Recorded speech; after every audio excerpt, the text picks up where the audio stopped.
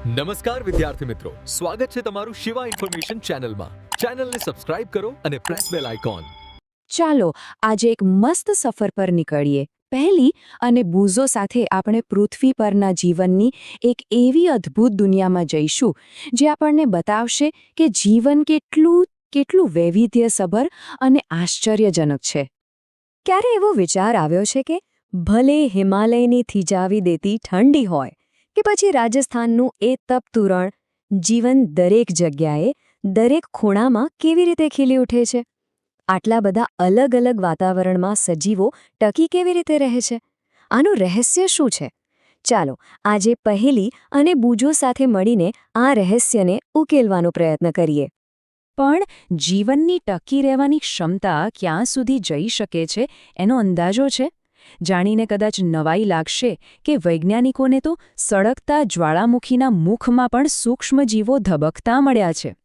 આ એક જ વાત સાબિત કરે છે કે જીવન સૌથી મુશ્કેલ પરિસ્થિતિઓમાં પણ પોતાનો રસ્તો શોધી જ લે છે. આ બધું સમજવા માટે સૌથી પહેલો અને જરૂરી શબ્દ છે નિવાસસ્થાન.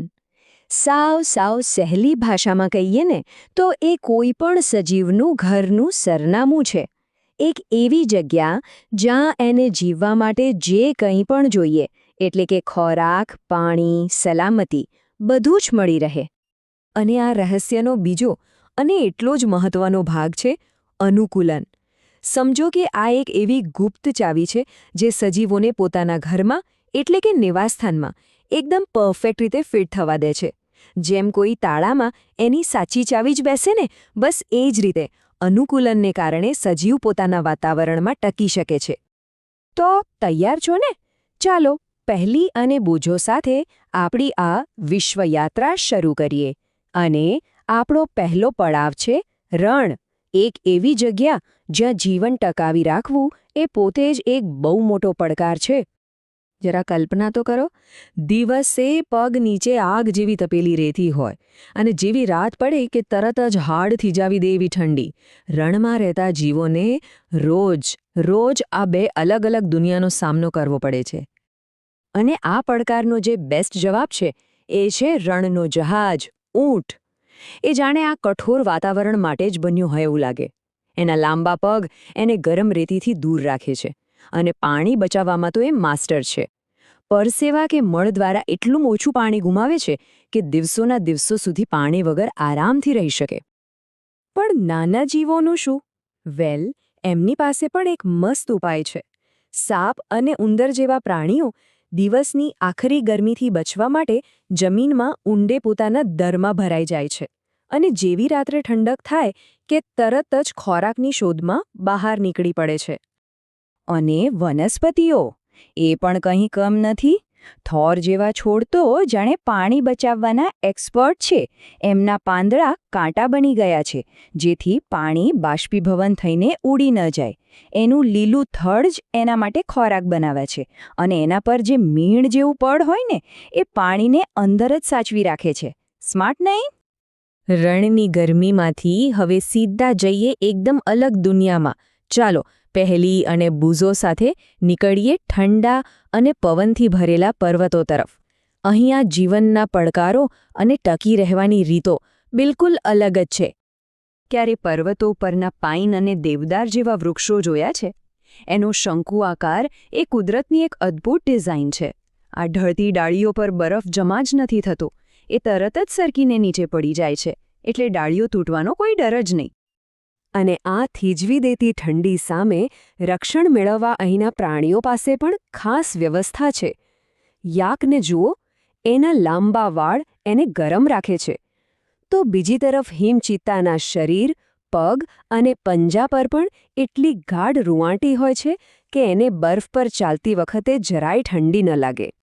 પણ પહેલીએ અને બૂજોના મનમાં એક સવાલ જરૂર થાય છે. આ પર્વતીય બકરીઓ એ આટલા ખતરનાક, ખડકાળ ઢોળા ઉપર આટલી સહેલાઈથી દોડી કેવી રીતે શકે છે? એ પડતી કેમ નથી? અને એનો જવાબ છે એમની ખાસ મજબૂત ખરીઓ. આ ખરીઓ એમને પથ્થરો પર એવી જોરદાર પકડ આપે છે જાણે કોઈ સ્પોર્ટ્સ શૂઝ પહેર્યા હોય. આ જ કારણે તેઓ ખૂબ ઝડપથી અને સુરક્ષિત રીતે ગમે તેવા ઢોળા ઉપર ફરી શકે છે. સારું, જમીન પરની સફર તો કરી લીધી. હવે પહેલી અને બૂઝો આપણને લઈ જઈ રહ્યા છે પાણીની અંદરની દુનિયામાં. ચાલો ડૂબકી મારીએ સમુદ્ર અને તળાવોમાં. પાણીની દુનિયાના પોતાના અલગ જ નિયમો છે, ખરું ને? માછલીઓનું હોડી જેવું સુવ્યવસ્થિત શરીર એમને પાણી કાપીને ફટાફટ તરવામાં મદદ કરે છે. પણ ડોલ્ફિન અને વ્હેલનું શું? એ તો આપણા જેવા જ છે, હવાથી શ્વાસ લે છે. એટલે જ કુદરતે એમના માથા પર એક શ્વસન છિદ્ર આપ્યું છે, જેથી એ પાણીની સપાટી પર આવીને સહેલાઈથી શ્વાસ લઈ શકે. તળાવો અને નદીઓમાં વનસ્પતિઓએ પણ પાણીના પ્રવાહ સાથે જાણે દોસ્તી કરી લીધી છે.